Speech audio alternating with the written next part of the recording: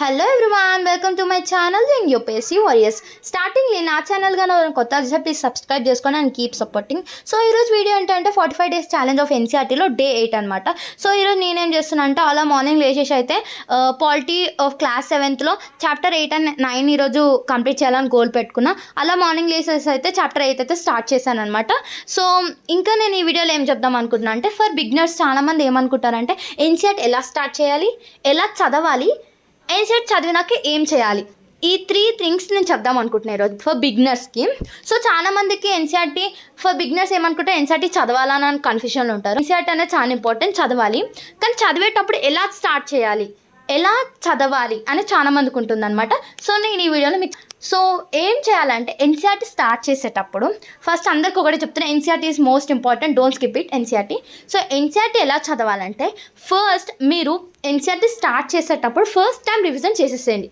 First time revision అప్పుడు just content అర్థం చేసుకోండి, కంటెంట్ మాత్రమే అర్థం చేసుకోండి, నోట్స్ ప్రిపేర్ చేసుకోకండి.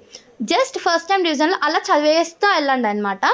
అండ్ సెకండ్ టిప్ ఏంటంటే మీరు ఎన్సీఆర్టీ చదివేటప్పుడు ప్రతి టాపిక్ని కవర్ చేయడానికి చూడండి, ఏ ఒక్క సింగిల్ టాపిక్ని కూడా వదిలేయకండి, ప్రతి టాపిక్ చదవాలన్నమాట. అలా అయితే మనకి అర్థమవుతుంది. అండ్ థర్డ్ థింగ్ ఏంటంటే చాప్టర్ తర్వాత మనకి ఏదైతే క్వశ్చన్స్ ప్రొవైడ్ చేస్తుందో చాప్టర్, ఆ ఎక్సర్సైజ్ సాల్వ్ చేయండి. It's most important thing. So ఏదైతే మనకి చాప్టర్ ప్రొవైడ్ చేస్తుందో క్వశ్చన్ ఆన్సర్స్, ఆ ఎక్సర్సైజ్ని కంప్లీట్ చేయడానికి, సాల్వ్ చేయడానికి చూడండి.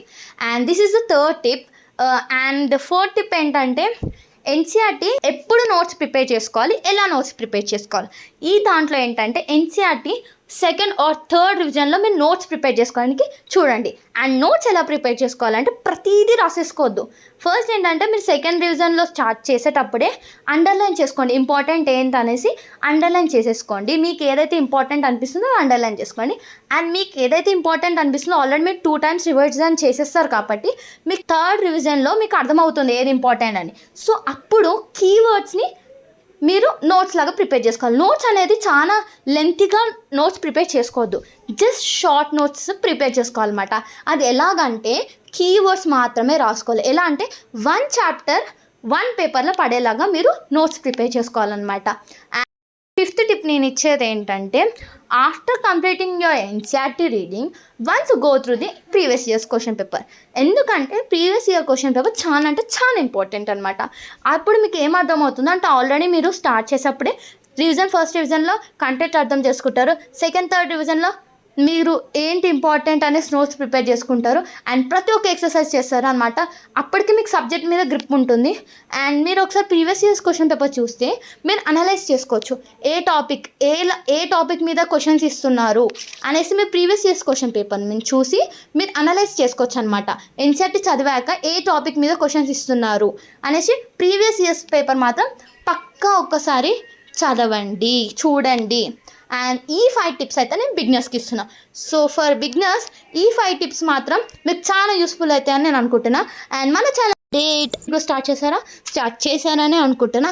అండ్ మీ డే జరిగిందో కామెంట్ బాక్స్లో కామెంట్ చేయండి. అండ్ నేనైతే ఈవినింగ్ వరకు అయితే చాప్టర్ 9 వరకు అయితే కంప్లీట్ చేసేసాను. ఇలా అయితే మన పాలిటీ క్లాస్ 7 అయితే కంప్లీట్ అయిపోయింది. అండ్ మీకు ఏమైనా డౌట్స్ ఉన్నా, ఇన్ఫర్మేషన్ కావాలన్నా కామెంట్ బాక్స్లో కామెంట్ చేయండి. నాకు తెలిసి నేను డెఫినెట్గా మీకు షేర్ చేసుకుంటా. And thanks for watching, supporting, and bye.